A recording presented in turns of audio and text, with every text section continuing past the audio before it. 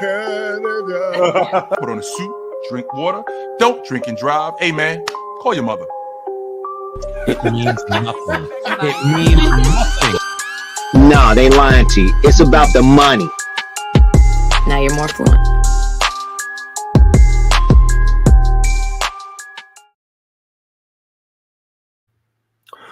All right, welcome to the All American Hoops Podcast, episode 47. I'm Chris Driscoll, and with episode 47, this is the only thing I can think of right now off the top of my head. I usually wait to think about these. The only one I can think of was Tom Glavine. Used to be a pitcher for the New York Mets and for the Atlanta Braves. So, awesome show ahead of us. It's going to be just me today. I'm just going to be releasing my top 100. It's already been released on Twitter and on TikTok. But yeah, I've been releasing it for the past couple of days based on 10 at a time. Primetime Sports Talk, which is the website that I write for. They have that website already. They have a few of those already up, and I've been submitting them to them. It should be up probably sometime by the end of the week. But we got Tuesday is a big day. It's going to be the opening day. The Celtics are going to be playing the Knicks. I don't even know the other one yet. It's been really busy. Obviously, one of the thoughts is that it is the Mets are still in the playoffs, so I've been focusing on baseball a lot, but however, obviously been focused on basketball too with the amount of content I've been pushing with my top 100 and my record prediction. So yeah, but obviously I'm really looking forward to the basketball season while also focusing a ton on the baseball season as well. So awesome show ahead of us. Like I said, top 100 release. We're going to be doing it little by little. And then after that, I'm going to be giving my record prediction. I'll be sharing my screen for that. And once we have all that settled, we'll call it quits up until the start of the season starts, which is in 2 days. So super excited for that. And also we're super excited for the brand new theme song as well. We just had a brand new theme song played. I forgot to mention that, the Sports Loon theme song. And the one that you're about to see now is a theme song from the new All American Hoops theme song, which I could show you can see the new background as well. But anyway, looking forward to an awesome show. This is the All American Hoops Podcast.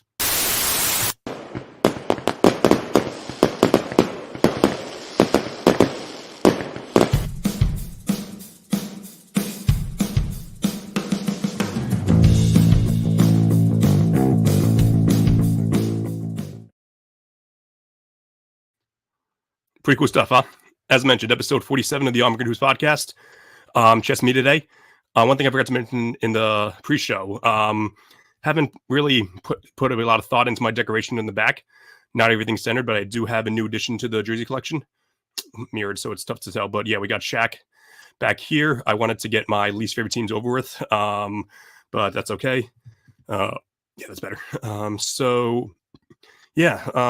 Today's show, I'm just going to be releasing my top 100 of current day players.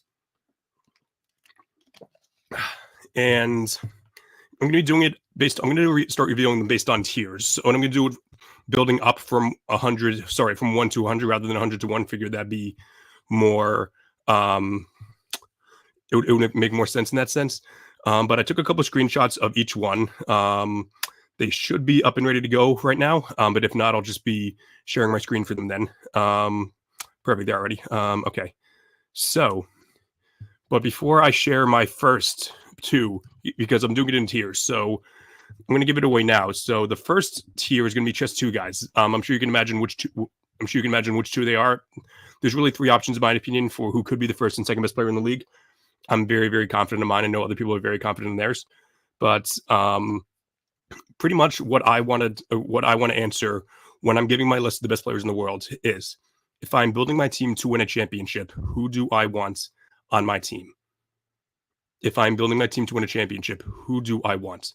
Now, a lot goes into that. Obviously, first thoughts is, can this player be the best player on a championship team?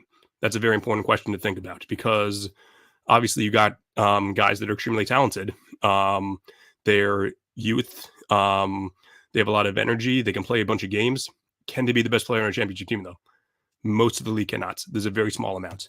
So those would be like the first couple of guys on the, first like few guys on this. Probably like, I think there were about like maybe 8 to 10 if I'm being generous guys that could be the best player on a championship team. I know some people think it go up to like 11 or 12.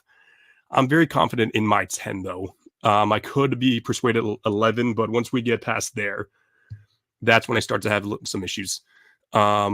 So then I think about, okay, so if you're the best player on a championship team, are you easy to build around? So you can have guys that are like extremely talented, as I mentioned. Are you easy to build around, though? You could be the best player and you could win a championship as the best player, but there might be other guys who are not as good as you, but they're versatile and they're easier to build around.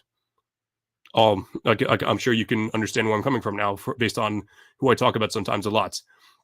He might not be as talented. He doesn't have like an A+ skill, but he's very versatile. And someone like that is someone I want on my team. So once I get that done with, players that are the best player on a championship team. So I have a list of players that can be the best players on a championship team and how easy to build around.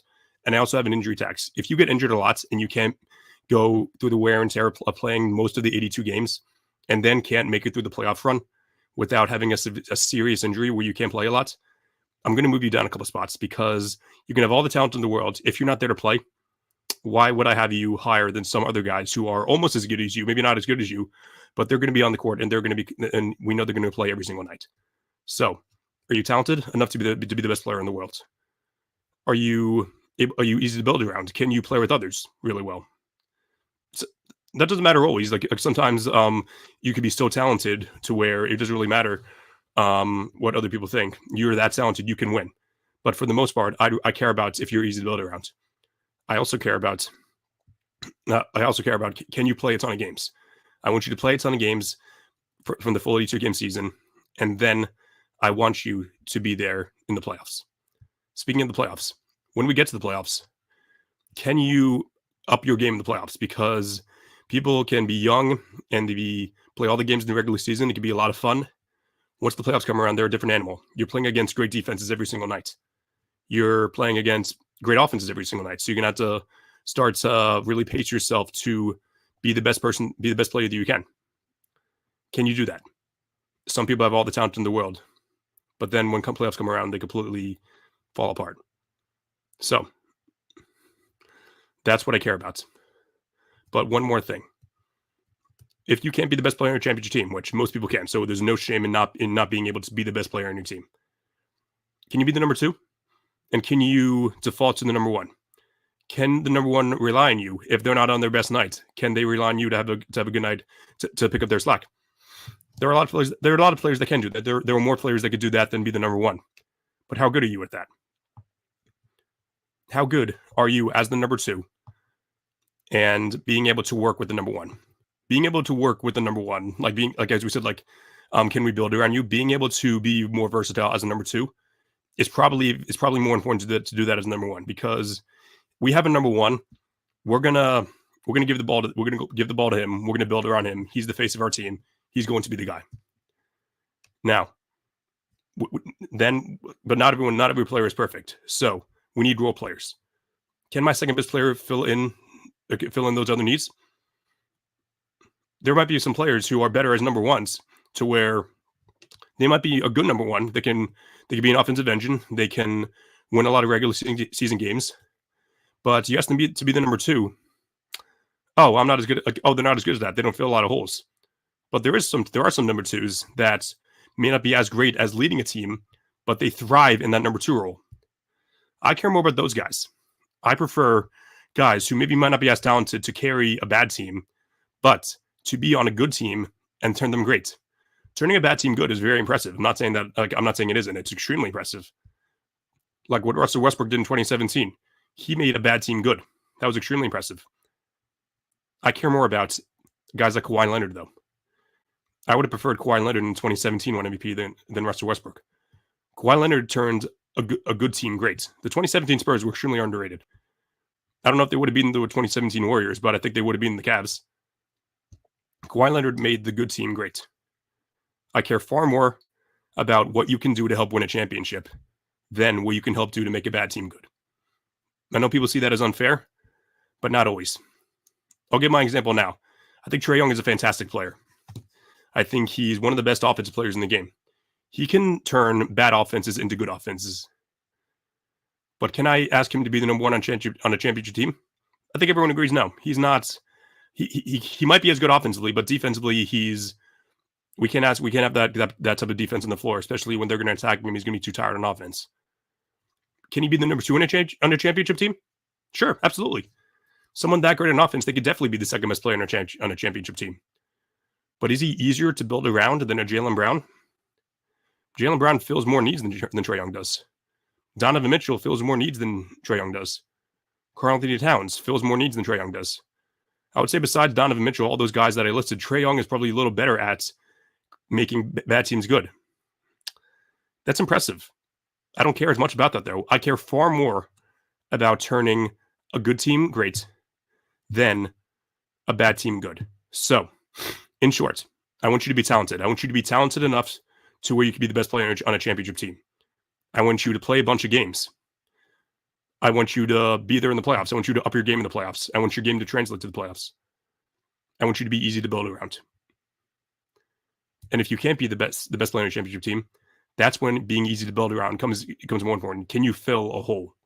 Can you be versatile? And can you help me win a championship? That's what I care about the most.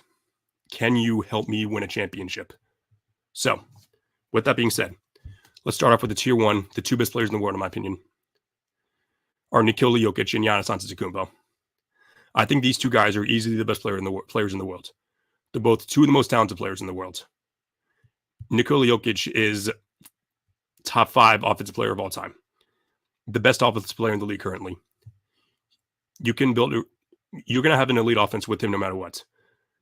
He's let some good. He's made some bad teams good, and he's made some good teams great. People are counting out the Nuggets now. You have the best player in the world on team, Nikola Jokic. He's going to be the guy to carry you. Giannis can also be a guy to carry you. He's made bad teams good. He's made good teams great. The 2021 Bucks were not that good of a team. He made them great. He has his offensive limitations for sure, but he dominates. He's a walking, efficient 30-point-a-night guy. He'll anchor your defense. He has his limitations in the playoffs, but his limitations in the playoffs still include all those limitations. He's still much better than most guys, than most superstars who have the limitations. Give me Nikola. If I want to win a championship, give me, and I'm doing a draft. If I have the first pick in the draft, I'm taking Nikola Jokic. And if I have the second pick in the draft and Nikola Jokic is already taken, I'm taking Giannis Antetokounmpo. Those are the 2 best players in the league, in my opinion. I know some people are going to say Luka, which we'll talk about Luka very briefly, but I am going to give the edge to Giannis, mainly because of two-way ability. I kind of gave my spoiler there, but I do have Giannis slightly ahead of Luka. So,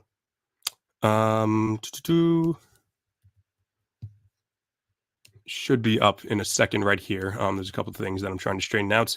But yeah, I do have Jokic. I have Jokic 1. I have Giannis 2.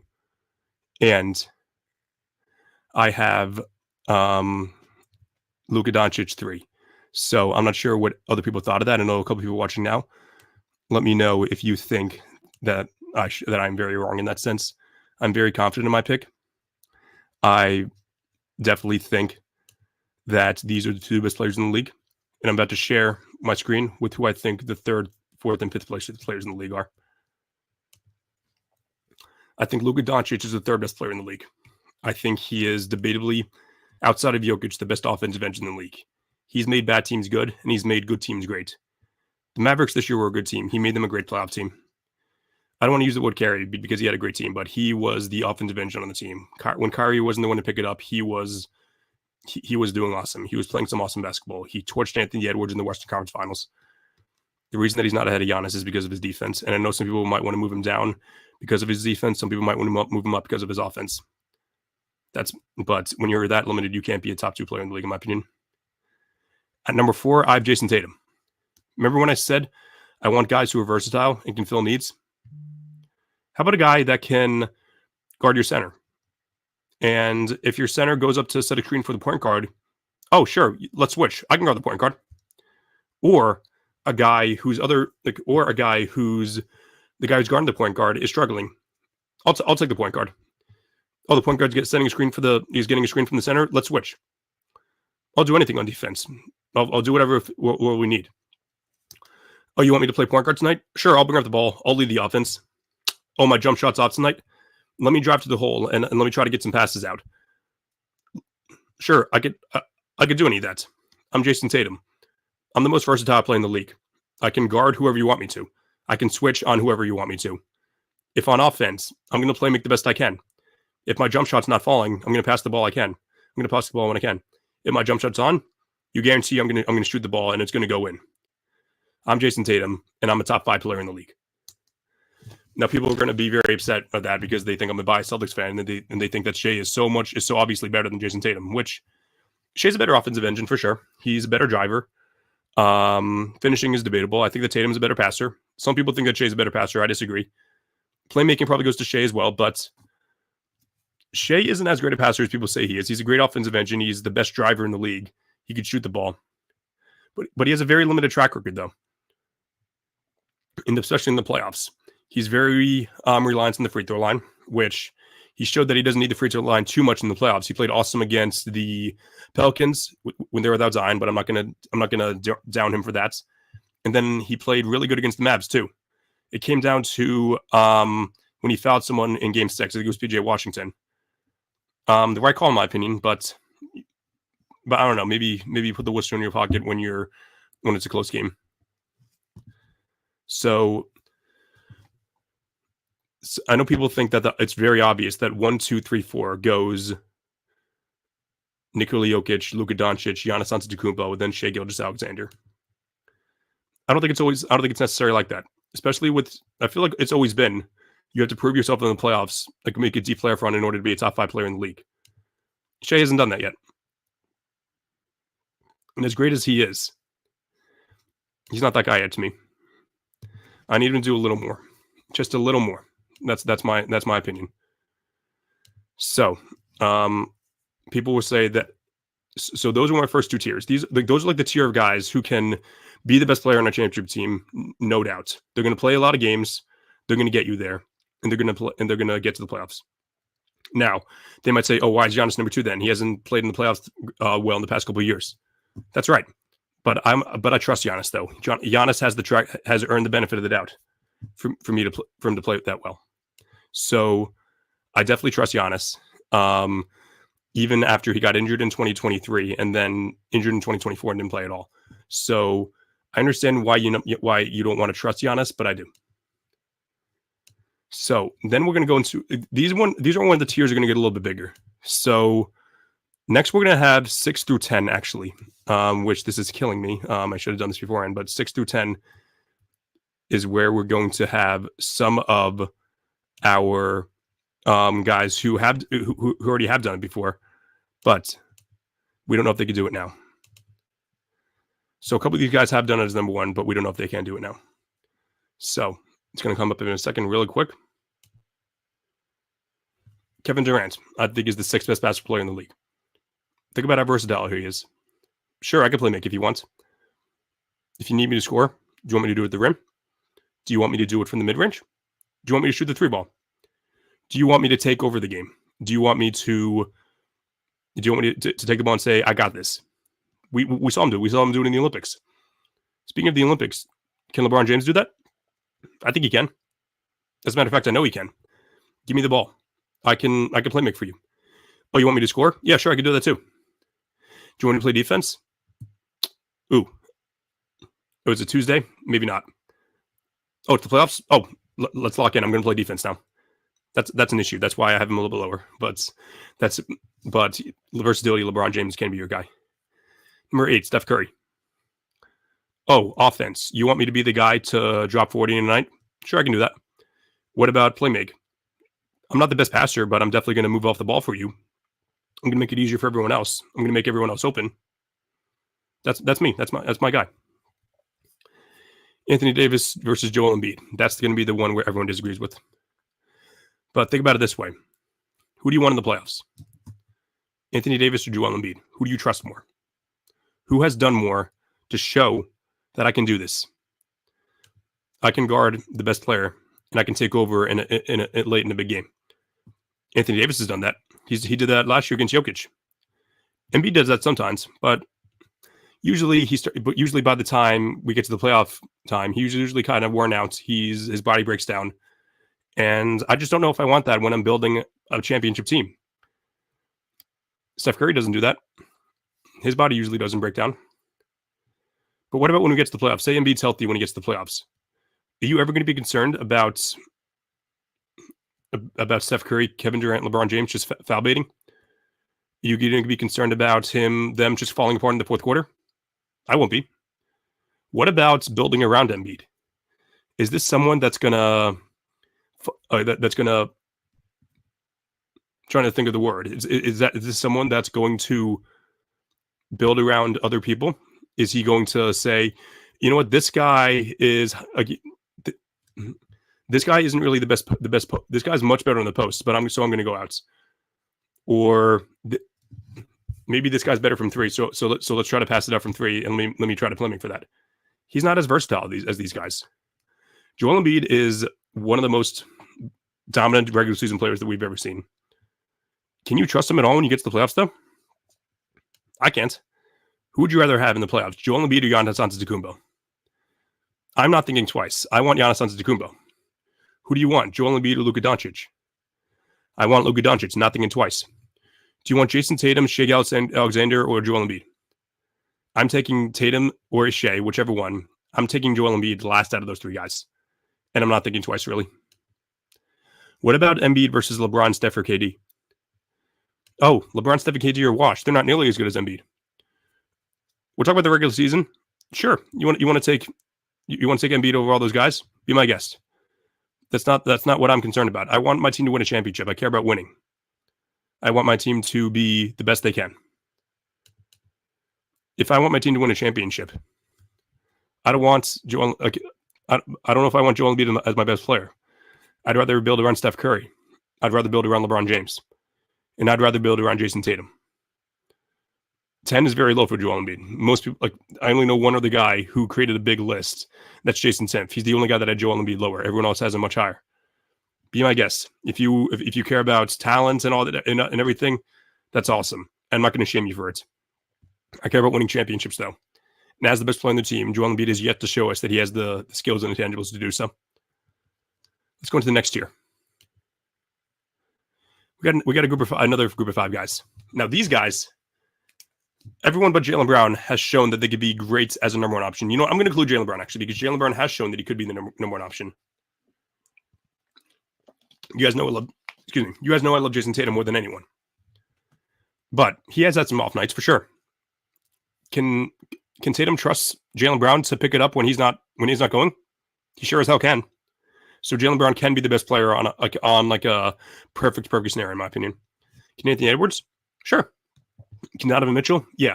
Can Devin Booker? Yes. Can Jalen Brunson? Yes. But if they're just put in a bad situation, can they carry a team to a championship? I don't think so. They can all make a bad team, maybe not a bad team good, but they can make an average team good, I think. All those guys. I do have Anthony Edwards and Jaylen Brown ahead of these three guys because of their two-way ability. I think that Mitchell, Booker, and Brunson are probably better. They're all better on offense than those three guys, but defense matters. Anthony Edwards isn't great at defense. He's very good in defense. He's good at guarding the ball. He's not as disciplined as guarding off the ball than Jaylen Brown, but he can play defense, and I think that's only going to get better with that. But like I said, I'm building my team to win a championship as the number two, because I don't know if these guys could be the number one unless their bench is absolutely stacked. So defense is really where it's going to start to matter here. Jaylen Brown can play defense much better than Donovan Mitchell, Devin Booker, and Jalen Brunson.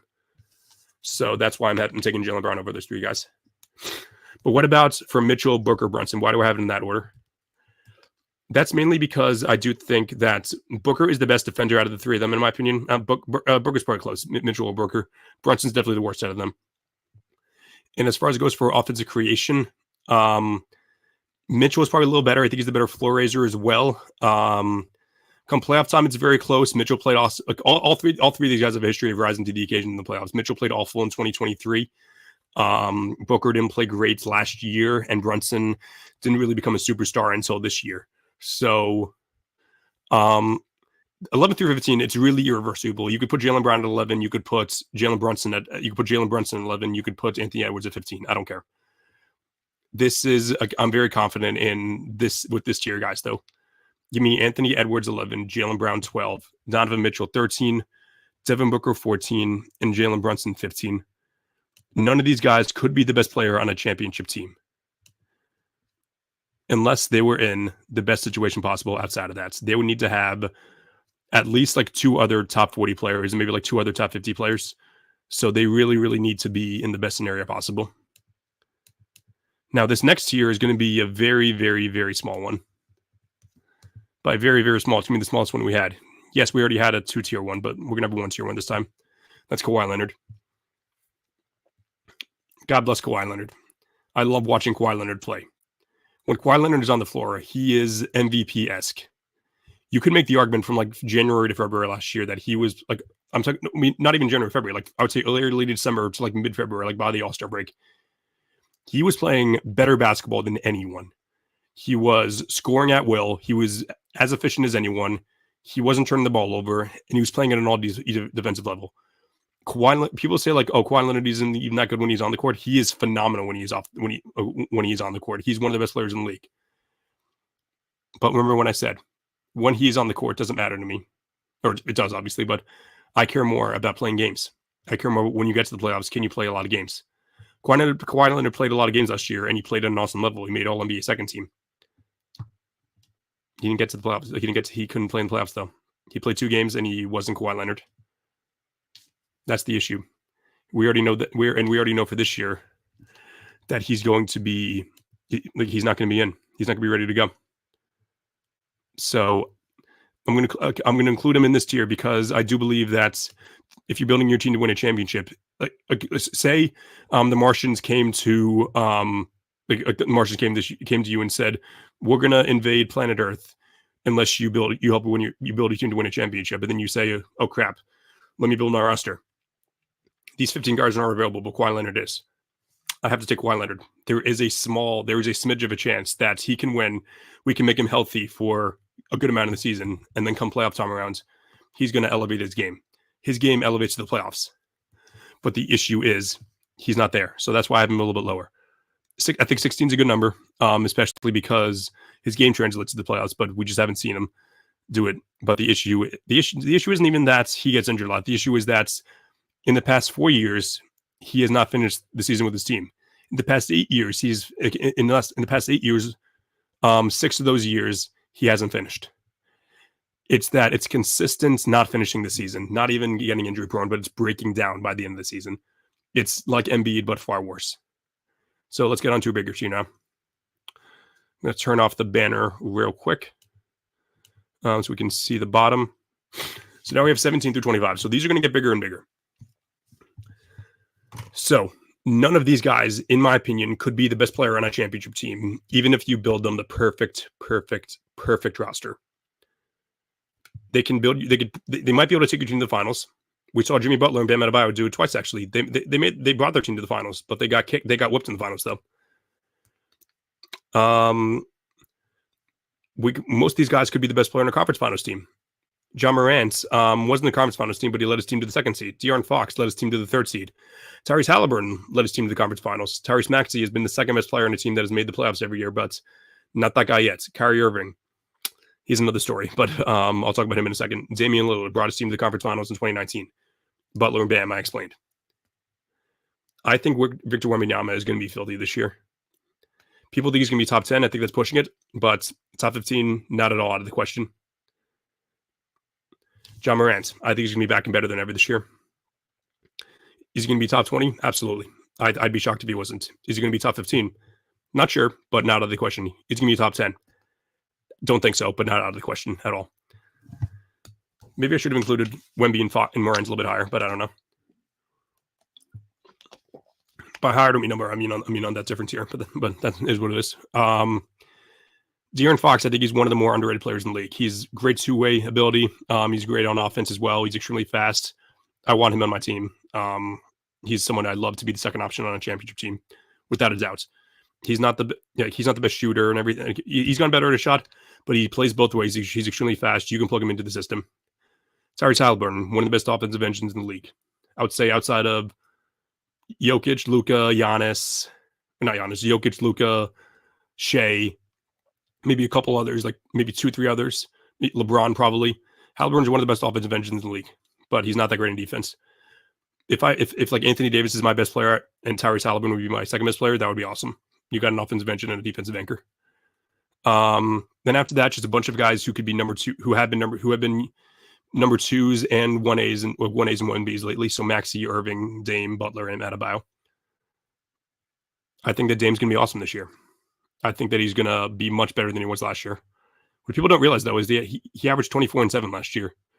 I'm pretty sure, I forgot which guys that only done it. I think it was only LeBron, Luka, and Jokic that did that. That's phenomenal to do that. Like points and assists are and everything, but they're very important. And he did that all in 59% true shooting. So Dame was very good last year. He just wasn't good to Dame standards.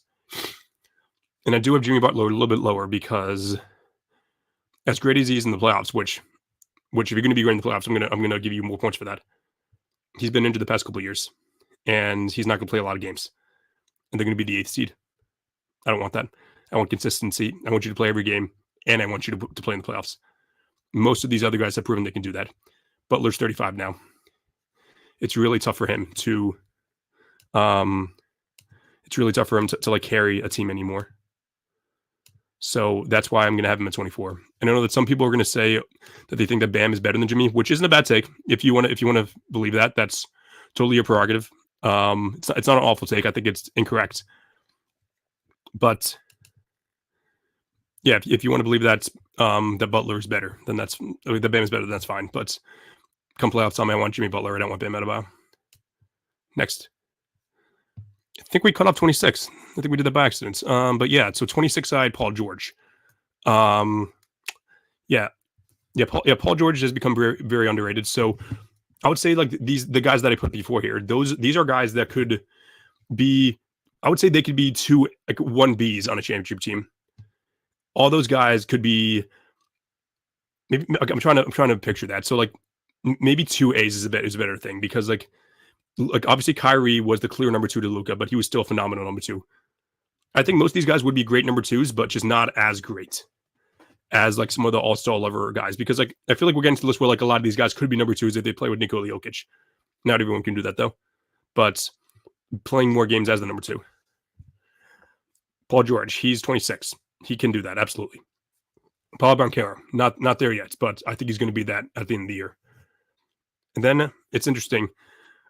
28, 29, and 30. Rudy Gobert, Domantas Sabonis, and Karl-Anthony Towns. Why is Rudy Gobert the best player out of the three of them? Because Gobert offers something on defense that quite no other player in the league offers, and that is all-time great level rim protection. Gobert is one of the best rim defenders of all time, whether people want to believe it or not. He's someone who has protected the rim at an elite level better than anyone else in his generation. He's a once-in-a-generation defender. Is he better defender than Anthony Davis? Probably not. Davis is a little more versatile, and rim defense is a toss-up. But come playoff time, you want both. You want versatility and rim defense. But rim defense is a little more important because that's going to be what limits teams' offenses. But obviously, he is very limited on offense, so I do understand why you want to keep. You want to keep Gobert a little bit lower because he's so limited on offense. That being said, if we're talking about limitations, both Cats and Domantas Sabonis are also very limited on offense as well. On defense. They're very limited on defense. Sabonis is not that great a defender at all. We saw him kind of get exposed against the Warriors that he was very bad on defense, and also he was kind of tired by the time that he got to the by the time that he got to the playoffs. He was kind of tired on offense all the time.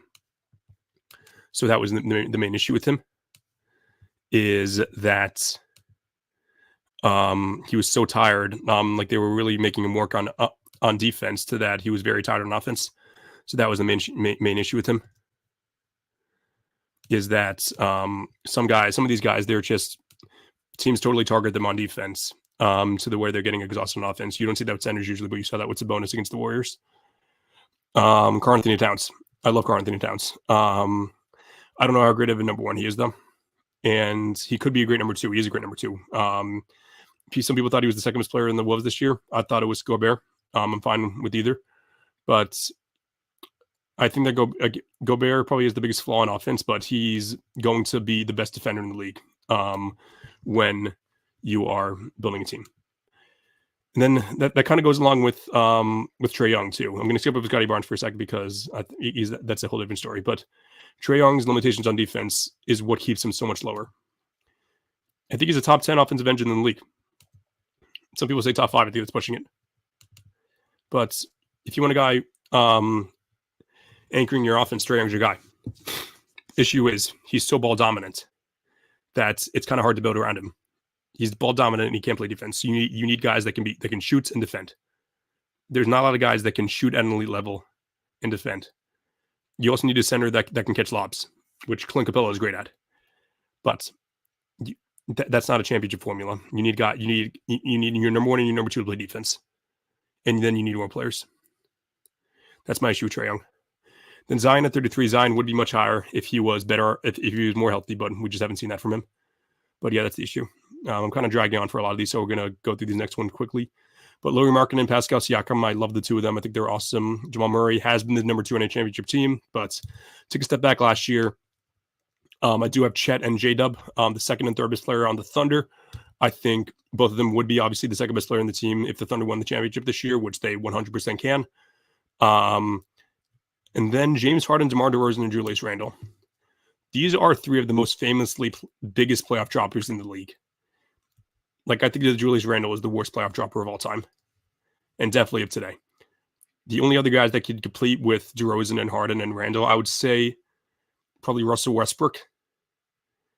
I don't know. There's someone else that I'm thinking of. It's not Rudy Gobert. It's someone else that I'm trying to think of. Maybe someone's watching this that they want to comment if they think who they think is another bad playoff dropper. Let me know, because I'm drawing a blank here, because those are like the 4 playoff droppers that I think about for sure. But I know that some people disagree with others. So that's what I have for number 26 through 41. So let's go to, this is going to be a little bit bigger of a tier now. It's going to be a little harder to see because it's a much bigger tier. I think it's 42 to 60 something. So let's see. Yeah. So yeah, these are really very tough to read. So yeah, I'm going to read them off for you. So we got Jaren Jackson Jr., we got Evan Mobley, we got Cade Cunningham, Alperen Şengün, Derek White, Drew Holiday, LaMelo Ball, Mikal Bridges, Desmond Bane, Franz Wagner, Kristaps Porzingis, Chris Middleton, Brandon Miller, Jared Allen, Brandon Ingram, Darius Garland, Herb Jones, OG Anunoby, Draymond Green, Bradley Beal, Mike Conley, Kobe White, Zach LaVine, and Fred VanVleet. This was very, very hard. How do I separate them in tiers? I'm not sure. Jaren Jackson Jr. is awesome, but I don't know if he could be the number 2 on a championship team. He needs to improve a little bit on offense. I don't think any of these guys could be number 2s unless they're really put in the perfect scenario. You have to have a great coach and a great supporting cast as well. So Jaren Jackson might be the second best player in the team. If the Grizzlies won this year, it would be a lot more than him, though. Evan Mobley, I think, will be the second best player in the Cavs. I think he's going to jump. Cade Cunningham is going to be the best player in the Pistons this year.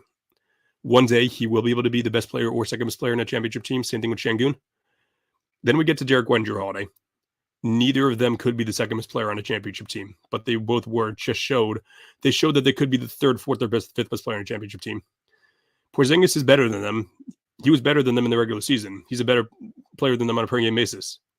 But the issue is that that Porzingis wasn't available. That's why I think that White and Drew were a little bit better. Drew was better in the playoffs, but White's younger and better in the regular season, so that's why I put White a slight spot ahead of him. There are not many guys that you want as a third and fourth option more than Derek White and Drew Holiday. If you ask me who I want as my third or fourth option, Cade Cunningham or Drew Holiday, I want Drew Holiday. That's it, and I don't think that's too hard of a take. But this is where it gets tough because you debate, okay, could this guy be the number 2? I'm not sure. I know that Derek White could be the number 3. Probably can't be the number 2. So who do I want? Who would I rather have? I'm not sure. There is a point where I'm going to take floor raising over ceiling raising, but gun to my head, I'm taking ceiling raising over floor raising. Draymond Green might be considered a little high. That's fine if he thinks that, but I still think he's an elite defender. Speaking of elite defenders, I made a TikTok on this the other day. I completely forgot to put Herb Jones on the list altogether. That's why he's on the list now, but wasn't on the list of my initial TikTok videos. So shout out to Herb Jones. And then a lot of these guys are older guards, like Bradley Beal, like Mike Conley, like Kobe White's Kobe White's young. He doesn't. He's only has this is his 5th year he's going into now. Zach LaVine and Fred VanVleet. So a lot of these guys are vets. and very, very well respected players around the league. So shout out to them for being such great players and such great teammates along the way, especially Mike Conley. Shout out Mike Conley. So underrated. It was a very important part to the Wolves' success this year. So shout out to him. And also shout out to Fred VanVleet for that 2019 championship ring. He's only gotten better since. Now we have a smaller tier, but just guys, a tier that are just a little bit lower. It's like the past weekend I've been talking for 40 minutes about my top 100 players. So here we have DeJounte Murray, CJ McCollum, Aaron Gordon, Jeremy Grant, Michael Porter Jr., Jalen Green, Naz Reid, Keegan Murray, Miles Turner, Brooke Lopez, Nick Claxton, Alex Caruso, Jaden McDaniels, Jabari Smith Jr., Grayson Allen, and Mitchell Robinson. None of these guys could be the number 1 on a championship team. None of these guys could be the number 2 on a championship team. I think all these guys could be the number 3 on a championship team, though, if they're put in a good situation. DeJounte Murray was an all-star 3 years ago, maybe 3 years ago. I still think he's a very good player. He played very good against the Celtics this year. He shot 30 times, but he played very good as the number 1 option. I'm only playing one game, but using that as an example. CJ McCollum, he can't win the championship this year with the Pelicans, but in a better situation, I think he could be the number 3. So this is where it gets hard. I would rather have these guys as a number 3, but some people would say, oh, but they couldn't do it as number 1 or number 2, though. Neither could a lot of the guys ahead of him. So that's where I care more about. Can you fit in with the team? So that's why maybe Brooke Lopez a little high seems a little high, but he can fit in with most of these guys. He could fit in on a championship contender. So Grayson Allen, I think he could be the number 3, but in the best scenario possible. So that's my opinion there. And then Mitchell Robinson would be much, much higher if he wasn't getting injured. I think he's one of the best defensive players in the league when healthy. Again, when healthy. He's going to miss the first 2 months or so of the season. That's why the Knicks traded for Karl-Anthony Towns. That's why they had to get rid of Julius Randle and Dante DiVincenzo, because they needed to get a center, because their current center can't stay healthy, which matters to me. People are going to use talent. They say, he's much better than Grayson Allen. What are you talking about? He's much better than Alex Caruso. He's much better than Nick Claxton. First of all, no, he's not. Second of all, I'm going to move you down a couple spots if you're injured. So, sorry, Mitch Robinson, you're a great player, but not good enough. And rounding out my top 100, we got guys that probably can't be the number 3 on a championship team either, but they could be a very, very good number 4. So Marcus Smart, Isaiah Hartenstein, Colin Sexton, Anthony Simons, Jalen Suggs, Jalen Johnson, Clint Capella, Manuel Quickly, Austin Reeves, D'Angelo Russell, Walker Kessler, Tyler Hero, RJ Barrett, Vika Zubac, Jaden Ivey, Al Horford, Wendell Carter Jr., Lou Dort, and Jalen Duren. All guys could be great number 4s, but probably not number 3s. So great role players. Here's my top 100. Starting off with Nikola Jokic, going all the way down to Jalen Duren. I went through all the tiers. I explained all the tiers. I think I did it pretty well too. My criteria: if I'm building my team to win a championship, who do I want on my team? Do I want? Can you be the best player in a championship team? You can. Great. How so? What have you done to prove that you can be the best player in a championship team? Have you actually done it? Oh, that's awesome. I want you on my team. Are you a versatile player to where you're easy to build around? You are? Love it. You're on my team. You have some limitations? Okay. But you could still be the best player in a championship team, so we'll leave you higher on this list. I think the first 3 tiers, so the green, the light blue, and the orange tier, those guys can win a championship. If those are the guys leading your team, they can be the number 1 on a championship team. So I'm going to hold on to you because I know that you can be the best player on a championship team. So yeah, props to you. Then when we get after that, okay, so none of you guys can be the best player on a championship team. Can you be the number 2? You can. That's great. However, it's a lot more competitive pool though. There are more guys that could be number 2s than number 1s. Obviously, that's just a fact. There are more guys including number 1s, because a lot of these number 1s play together. Maybe not a lot, only 2 of them. I think LeBron and AD could be number 1s, but they happen to play together. So AD is obviously the best number 2 in the league. I think he can also be a great number 1 though. So is there? I don't think there's anything too controversial about this list. Obviously, people are going to disagree with Tatum over Shea. They're going to disagree with Jaylen Brown as well, because I'm a Celtics fan. They're going to think I'm overrating all these guys. I do not think I am. I think that this is a pretty solid list, in my opinion. Put a lot of time into it. Posted on Twitter, not many disagreements with it yet, but imagining there is going to be a lot of disagreements, though. So, trying to think of it, like, there weren't many other difficult, like, many other comparisons or slashback to this. But we will see for sure. Up next, I'm going to be giving my takes on the final standings predictions. So I had a screenshot of Vegas odds at first, but I'm not sure if I still have that. I may have deleted it, but let me check. So yeah, first I'm actually going to try to see if I can make a better screenshots of this. So I did this on Friday night, actually, so bear with me. So these are the final standings predictions. Yes. So basically what I did was I went through all of DraftKings and just made my predictions based off that. So I made some corrections to it as to what I think it would be. And that's what I think it is. So in a minute, I'm going to show you my final standings predictions, and we should be all set to go right after that. But for now, I'm going to let you look at the list one last time. We got 1 through 100, starting with Nikola Jokic and finishing off with Jalen Duren. So once we have this ready to go, which we should in 1 second. Looks like we don't actually, so that's a problem. But I might just have to read this off to you unless I share my screen, which I'm probably going to do that, honestly. Let's share my, yes, I'm going to share my screen, actually.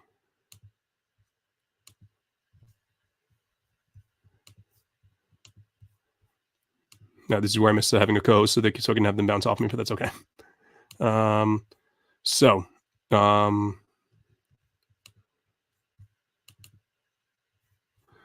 me just save this real quick.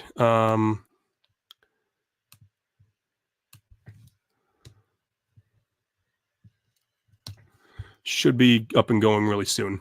But I don't think I think there were a lot of disagreements that I had with Vegas odds. There are some things that I disagree with very strongly, and I'll explain that in 1 second.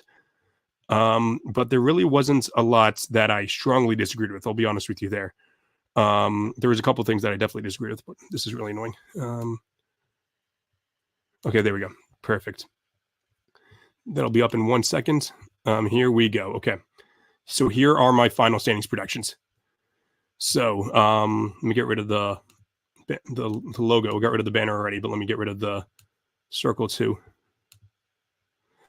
So out west, I have the Thunder finishing first, the Grizzlies finishing second, the Nuggets third, the Wolves fourth, the Kings fifth, the Suns sixth, the Mavericks seventh, the Lakers eighth, the Rockets ninth, the Pelicans 10th, the Warriors 11th, the Clippers 12, Spurs 13, Jazz 14, Blazers 15.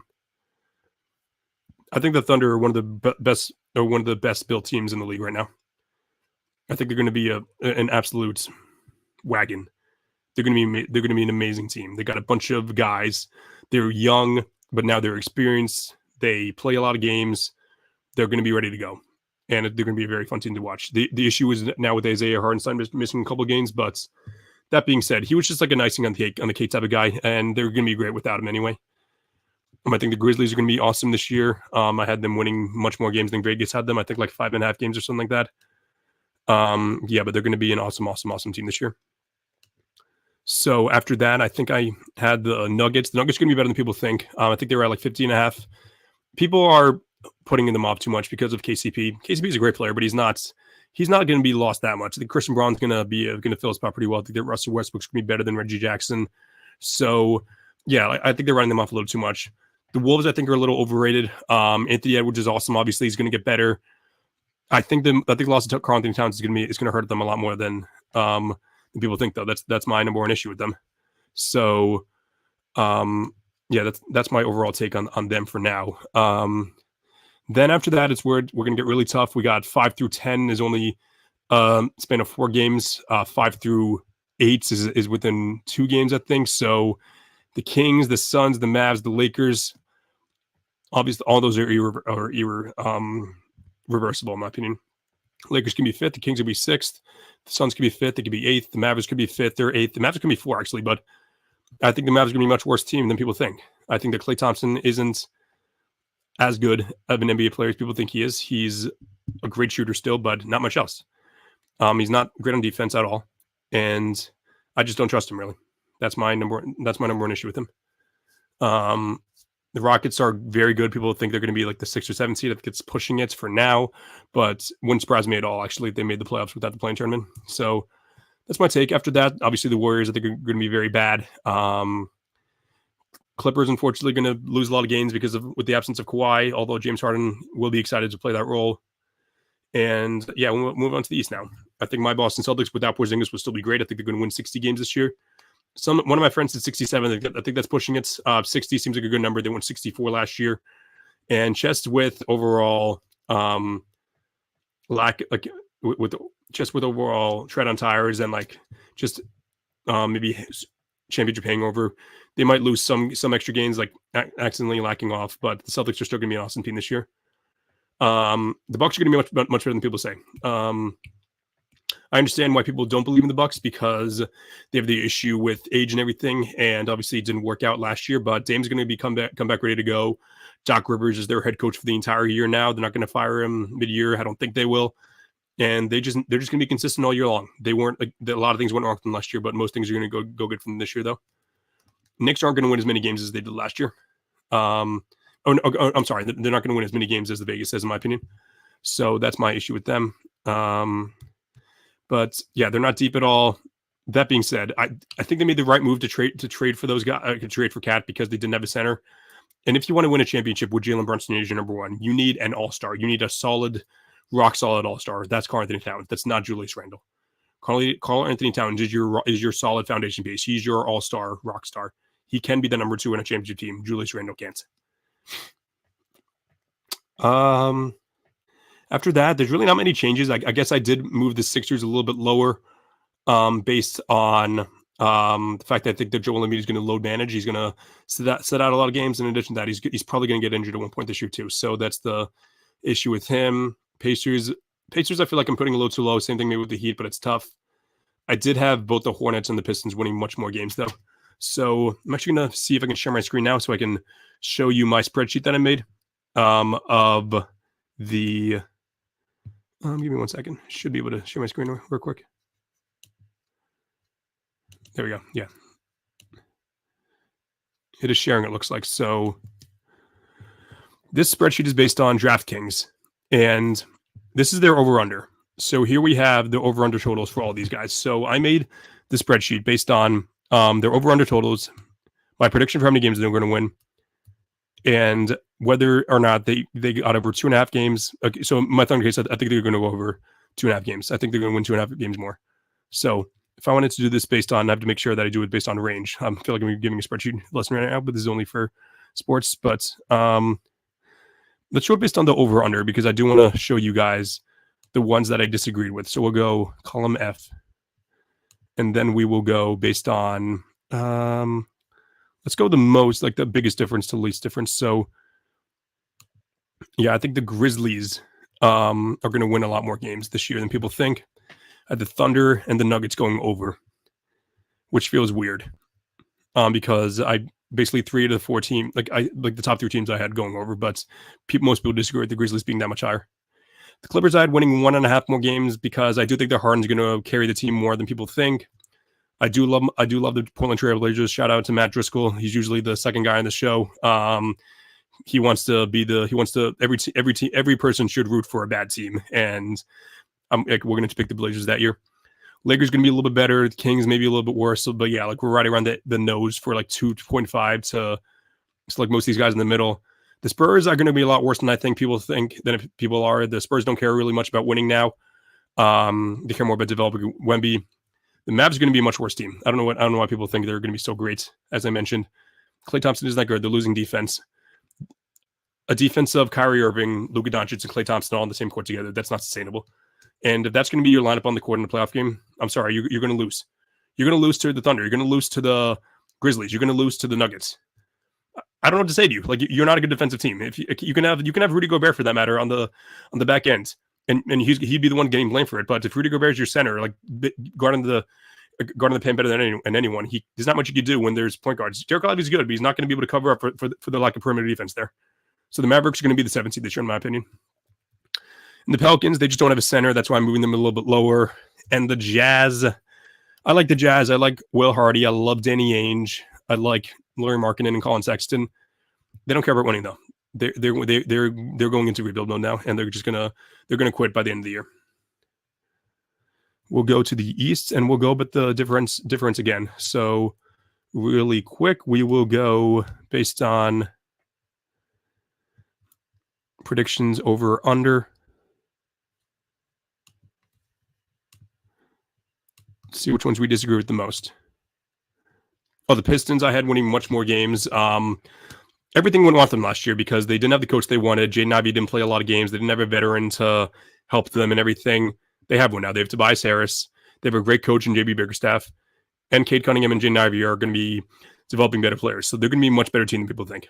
Same thing with the Charlotte Hornets because even though I hate Miles Bridges, I love Charles Lee. I love Brandon Miller. I think LaMelo Ball is going to be healthy this year. All that together. And the fact that I like Steve Clifford I don't have anything against Steve Clifford, but he just feels like nobody really likes him. But yeah, Charles Lee, everyone loves Charles Lee. I love Charles Lee's former Celtics coach. So yeah, the Hornets won more games this year. And I believe that with the Bucks and the Raptors too. Celtics, I just did one and a half over. 50.5 is appropriate, but I feel like losing 6 more games is a lot though. Could be wrong though. Especially because you ran the same team back even with the Porzingis injury. After that, most of these teams that I have losing more games, I could have sworn that I had the Sixers losing more games. Maybe it's because I thought I had the Bucks being better, but the Sixers worse. That's why it seems like there's a bigger difference, but it's actually not the big of a difference. But yeah, with Embiid load management, that's my issue with them. So let me go back real quick here. Now we will have we have the standings up showing now. So I wrote my article on Primetime Sports Talk, but basically the only I'm not going to give my prediction now because there's so much that can go. But my conference finals predictions will be the first 2 seeds. The Thunder will beat the Grizzlies. The Celtics will beat the Bucks, and the Celtics will beat the Thunder in the finals. Those are my official predictions. The Celtics beating the Thunder in the finals, with Jason Tatum winning Finals MVP, and then also Jason Tatum winning Eastern Conference Finals MVP and Shai Gilgeous-Alexander winning Western Conference Finals MVP. So, as much as I love Jaylen Brown, as proud as I am of him for winning Finals MVP this year, I think that this is the year Jason Tatum says, "Okay, awesome job, Jaylen. We're proud of you, and you're going to do exactly what you did just now. But I'm going to take that jump. The summer disrespected us last year. Everyone disrespected us over the summer, and we're gonna go back at them. We're going to win this damn championship again. But I'm going to do it this time, and Jaylen Brown's going to be fine with it. There are going to be some nights where Jaylen Brown has to take over. That's fine." But for the most part, Jason Tatum will be that guy taking over. And he is going to be the Finals MVP. And there's a chance, if Jason Tatum dominates, wins Finals MVP, we're going to start having conversations about him. Some people are going to be uncomfortable with, but I'm going to be very comfortable having. So let me stop sharing the screen real quick because I feel like everything is done for now. But yeah, we dove into my top 100. We dove into Vegas odds. We dove into my predictions. And today is Sunday the 20th. By next Thursday, it'll be episode 48 of the All American Hoops podcast. But obviously, I'm extremely excited to get the season going. Tuesday is going to be an awesome day. Celtics versus Knicks. Celtics going to be raising the banner up at TD Garden. We are super, super, super excited for that. But yeah, for those of you who are watching now, and for those of you who are watching over the summer, thanks so much for tuning in over the summer. Obviously, there's not much we could do over the summer. It was easier this year with the Olympics, but there's not much we can add to over the summer besides like some rankings lists. So I was happy with the community that I built over the summer, but it's going to grow even more now that more people are going to be focusing on basketball. But very, very happy for the way things are going on the pod, hoping to expand it even more. But I'm very, very excited for how things are going to wrap up. But anyway, let me pull up the banner real quick. Make sure to follow All American Hooper on all social media platforms. Go on Sportsfluence Printify to buy a shirt, All American Hoops. Subscribe to @SportsFluent on YouTube to catch every episode at Thursday at 8 p.m. And follow @SportsFluence on Twitter, Instagram, and TikTok. Also, take a look at my columns on my column on primetimesportstalk.com. I've been releasing my top 100 through that. I have more explanation for every single player, so take a look at that. 100 through 81 is out right now, or 71. I think it's 100 through 71 actually is out right now, and I'm hoping that the rest of the top 70 is going to be out within the next few days. So, yeah, that's all I got for today. This has been another episode of the All American Hoops podcast. I'll close it out like Chilton does. Put on a suit, drink water, don't drink and drive, and call your mother. Call your mother, guys. She'll love to hear from you.